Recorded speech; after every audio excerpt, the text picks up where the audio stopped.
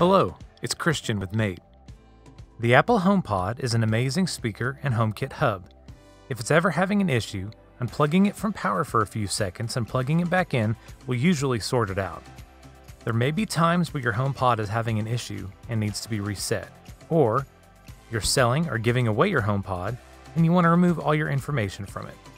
Start by unplugging your HomePod, waiting 5 seconds, and then plugging it back in.